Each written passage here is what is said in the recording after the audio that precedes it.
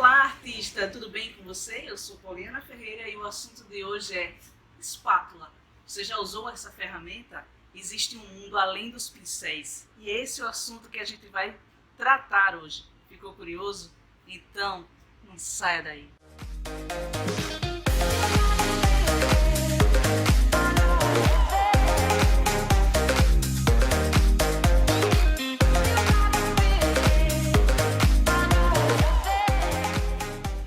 Existem dois tipos de espátulas, a de plástico e as de metal. Quais as funções de cada uma? É importante realmente ter uma mais profissional ou tudo é resolvido apenas com a de plástico? Bom, as de plástico servem para você misturar a tinta e são feitas basicamente para trabalhar com guache ou aquarela. Mas para o iniciante que ainda não tem muito costume de trabalhar com elas, pode-se começar com as de plástico, mas elas não vão ter a mesma flexibilidade de uma espátula profissional, que tem um aço forjado, feita para fazer movimentos que as de plástico não estão prontas para isso. Obviamente, as espátulas têm lâminas diferentes para funções diferentes. Essas mais alongadas servem para espalhar toda a tinta na superfície. A superfície mais indicada são as telas porque tem a flexibilidade do tecido. Tanto na plástica quanto na de metal não tem muita diferença para essa função.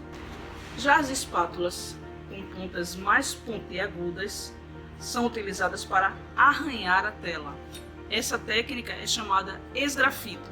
Você pinta uma camada com um tom, espera secar, aplica uma nova camada e com a ponta da espátula você vai arranhando e vai conseguindo essas ranhuras que ficam muito bonitos para você fazer uma textura imitando um tronco de árvore, por exemplo. Existem também as espátulas que são específicas para usar apenas na paleta, que são para limpeza e para misturar as tintas, que são essas com um formato de losango ou essas bem compridas e com a ponta mais arredondada. Então, para espalhar, você pode utilizar essa mais pontiaguda,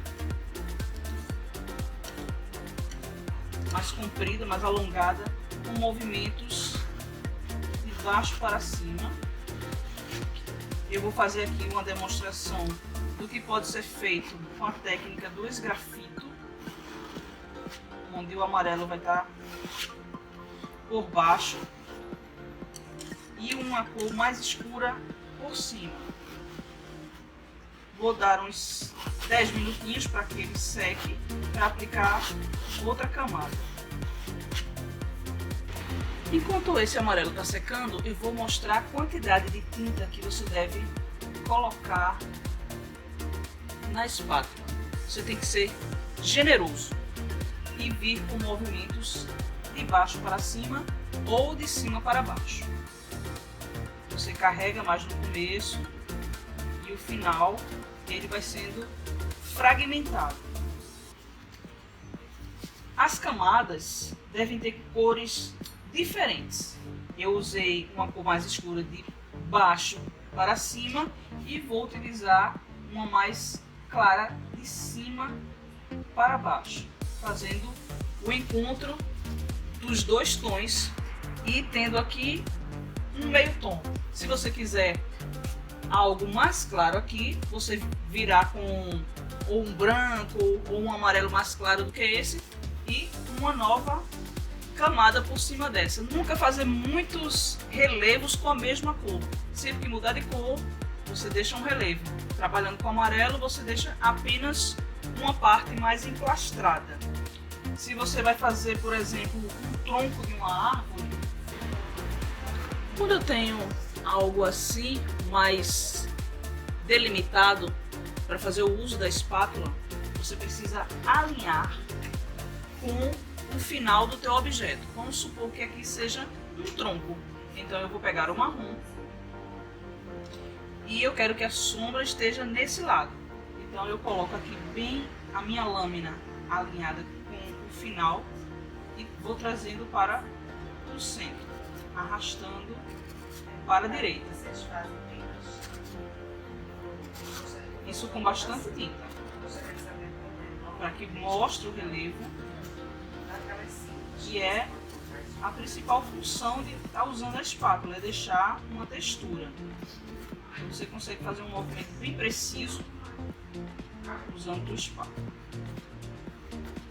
Então você limpa ela e com a cor mais clara você vem fazendo a parte de luz e você alinha com o final do tronco e vai trazer para a esquerda, fazendo um movimento inverso.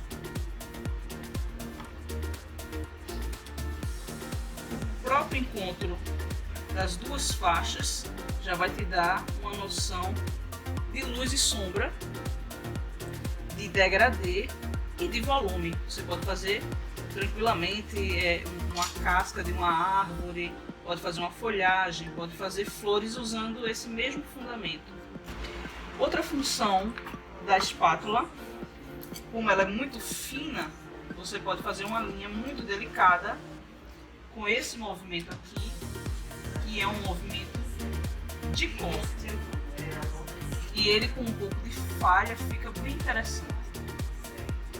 Já esse movimento não fica interessante quando você utiliza a espátula plástica, porque ela não tem a mesma espessura, não tem o mesmo corte que uma espátula de metal tem. Você vai ver que fica com mais falha, ela não consegue fazer uma linha com tanta precisão. Então não tem como ficar tão fino quanto esse que foi feito com a metálica. Com o meu amarelo já seco, eu vou aplicar uma camada com um tom mais escuro e vou sobrepor totalmente a cor de baixo.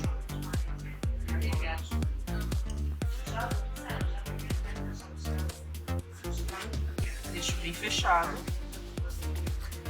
Você pode até esconder todo o amarelo, se você quiser esse efeito, ou deixar partes dele aparecer.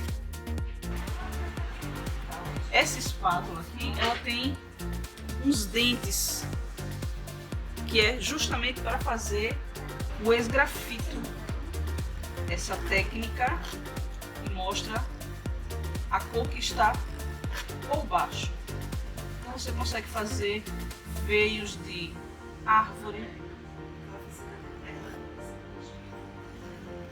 Ah, você não gostou? Você novamente passa. A de baixo já está seca.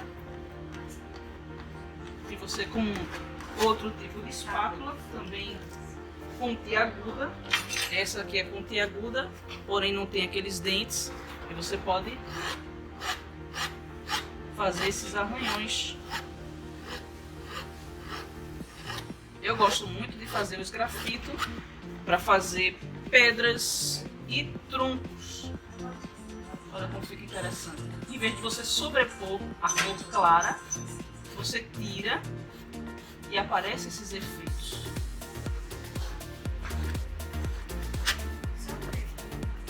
Fica muito interessante. Se você quiser uma luz ainda mais intensa, você vem novamente com o amarelo. Mas eu prefiro com o esgrafito. E aqui pode vir até uma terceira camada, um verde, você arranhar e ver um pouco do marrom, ver um pouco do amarelo, você deixa a sua criatividade trabalhar à vontade. E se você é de Recife e quer se aventurar também no mundo das espátulas, você pode encontrá-las na HR Alune, nas 3 unidades, em Pina, no centro da cidade ou no Espinheiro. Você vai adorar viver essa experiência. E você que já acompanha as aulas no YouTube, que gosta das dicas que são passadas aqui, mas precisa de um conteúdo ainda mais profundo para iniciar a sua pintura, eu sugiro que você conheça o primeiro módulo de pintura online. O link está aqui na descrição do vídeo.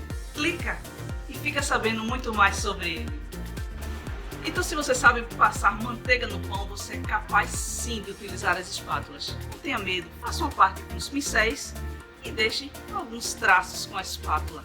Ouse, deixe a sua criatividade fluir. E se você gostou de toda essa aula, então você já sabe, deixe seu like, faça um comentário, compartilhe com os amigos. Um beijo e até a próxima aula.